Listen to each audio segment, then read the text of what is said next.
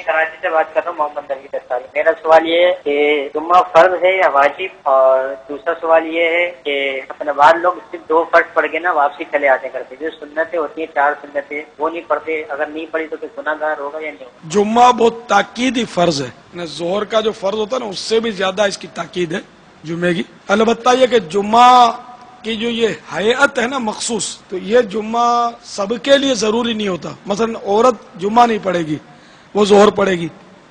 اسی طرح اور بھی اس کے شرائط ہیں جمعہ واجب ہونے کے لیے۔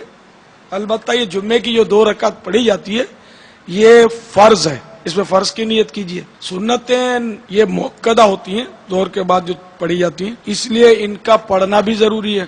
اگر ایک آدھ بار ان کا ترک کیا تو برا کیا، عادت بنا لی تو گناہ گار ہوگا۔ یہ 2 فرض پڑھ کے جانے والوں کو رک جانا چاہیے، بلکہ یا یہ بھی ہو سکتا ہے کہ کوئی گھر جا کر پڑھتا ہو، تو اس لیے جو گیا اس کے بارے میں اس بدگمانی کی حاجت نہیں کہ یہ اس نے ظہر کے بعد جمعے کے بعد کی سنتیں نہیں پڑھی، کیونکہ دلیل نہیں ہے یہ اس کا جانا۔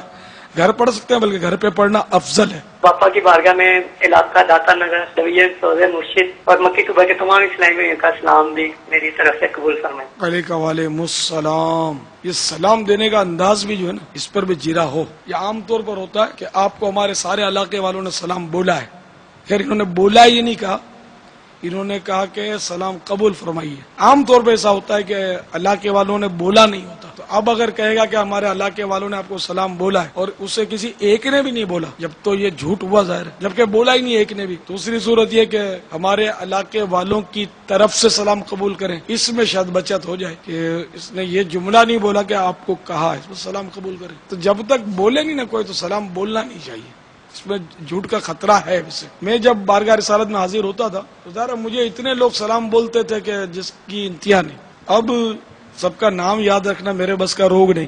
اب بہت سے ایسے ہوتے ہیں کہ جو بولتے نہیں، اب یہ بھی یاد نہیں کہ بھئی یہ انہوں نے بولا کہ نہیں بولا، یار اس نے تو بولا تھا، اس نے پتہ نہیں بولا کہ نہیں بولا۔ کیونکہ ہر فرد یہ چاہتا ہے کہ بارگاہ رسالت میں سلام عرض کیا جائے، لیکن توجہ اس کی ہوتی نہیں بولنے کی، بولنے کا ذہن نہیں ہوتا۔ اب جیسے مدینے جو جا رہا ہے تو اس کو ہم لوگ عام طور پہ بولتے دعا کرنا، بولتے بھی دعا کرنا بولتے، سلام پیش کرنا یہ دعوت اسلامی والے تو عام طور پہ بولتے ہوں گے، لیکن عام آدمی کم بولتے ہیں کہ میرا سلام بولنا، یا آپ بھی نہیں بولتے تو بولا کریں۔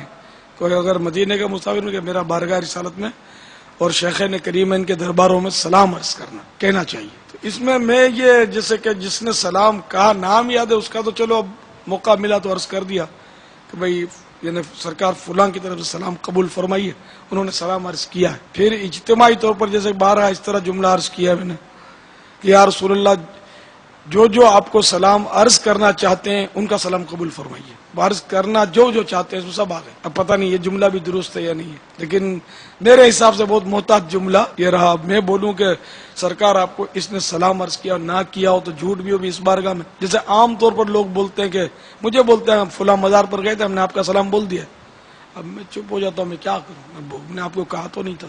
ہاں بارگاہ رسالت میں میرا سلام عرض کر دیں تو یہ تو میں نے کتاب میں لکھ دیا رفیق الحرمین میں، وہ اعلیٰ حضرت سے فیض لے کر، کہ انوار البشارہ میں اعلیٰ حضرت نے بھی لکھا ہے کہ جو یہ کتاب پڑھے میرا سلام عرض کر دیا کرے، الفاظ بھی لکھے کہ ان الفاظ میں میرا سلام عرض کرے۔ تو مجھے بھی یوں لگا کہ چلو اپنے بھی تو ہیں تو اعلیٰ حضرت والے، میں نے بھی لکھ دیا کہ جو رفیق الحرمین پڑھے یا جو بھی اس طرح لکھا ہے کہ مدینے کے جو زائر ہیں تو میرا سلام عرض کر دیں تو احسان ہوگا۔ تو اب یہ چلو مدینے کا زائر جو بھی جائے میرا سلام عرض کرے، وہ تو میں نے لکھ کر دے دیا، درخواست کر دی۔ جس کو پتا ہے کہ میں نے یہ کہا ہے کہ میرا سلام بول دو تو اس کا کہنا تو صحیح ہو گیا، جس کو نہیں پتا تو پھر وہی پھنسا ہو۔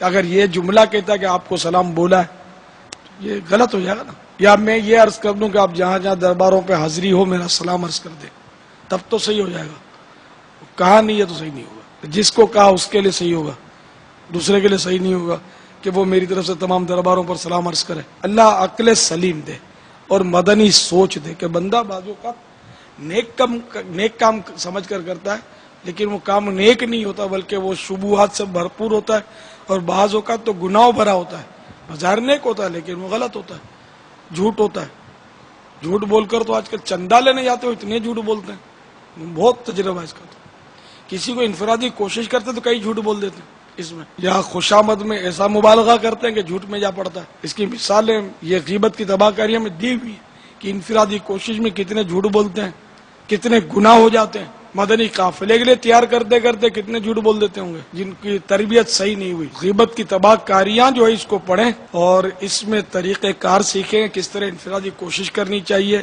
اور اس درمیان جو گناہ ہو جاتے ہیں ان سے کس طرح بچا جائے۔ یہ ساری مثالیں دے کر الحمدللہ غیبت کی تباہ کاریوں میں سمجھایا گیا۔ جنہوں نے پڑھا ہوگا ان کو اس کا اندازہ ہوگا بھی، انشاءاللہ وہ بچتا بھی ہوگا کہ ہم کریں نیک کام اور اس میں گناہ میں پڑ جائیں۔